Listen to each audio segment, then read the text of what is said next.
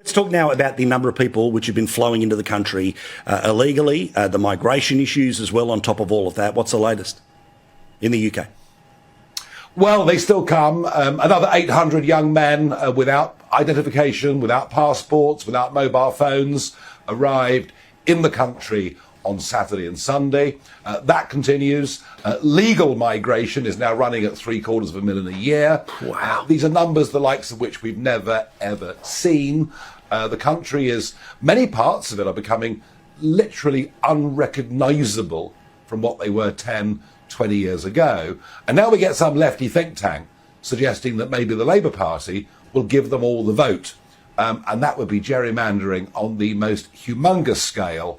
I don't think the Labour Party would be stupid enough to do it, because in the short term it would damage them just way too much. But, you know, like Australia, America, and to some extent our country, you know, managed migration and the building of an integrated society where we share things in common, like a language, like an education, like a loyalty, a sense of history, all of that can work. But when you subsume the population with vast numbers of people from different cultures, don't be surprised that they all stick together and actually, far from integrating, develop utterly separate communities. And that's what's going on, and it's a disaster. And what I love here, right, is if you make any suggestions about illegal immigration and the eventual transfer of the illegal immigration to becoming full citizens with a potential political equation to it, oh, that's a conspiracy theory. That's the great replacement theory. You're being racist.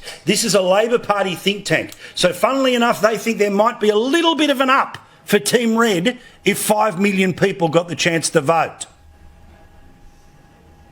Yeah, it's exactly what they think, and it just shows you they know these people don't even believe in our country. They're ashamed of our flag, ashamed of our nation, desperate to change it in any way they can, without any thoughts of what the consequences may be. And don't forget, just a few weeks ago, we had a by-election to the British Parliament in Rochdale, won by an outright, openly Islamist candidate. You know, these are the consequences. Hundreds of thousands again marching in London on Saturday, some actually carrying swastikas on banners and barely reprimanded by the police. You know, that's what you get if you do this irresponsibly.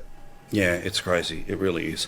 Now let's talk about your mates of the Reform Party. As the weeks roll on, as we get closer to the general election, as the polls get worse for the Tories, that smile of yours, it gets wider, and I love that smile of yours.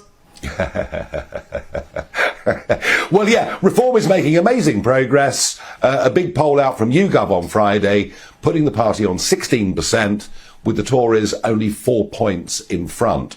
We could be on the edge of a complete implosion for a party that's been around for 190 years. And if that happens, Reform will be a very big beneficiary of it. The difficulty, of course, is we have an absolute first-past-the-post electoral system. So it is possible to get millions of votes and no representation. But maybe, just maybe, Reform is moving beyond that. My oath. Looking forward to it. Thank you, mate. We'll, of course, follow with interest in the lead-up to the election in the United Kingdom. Thank you very much.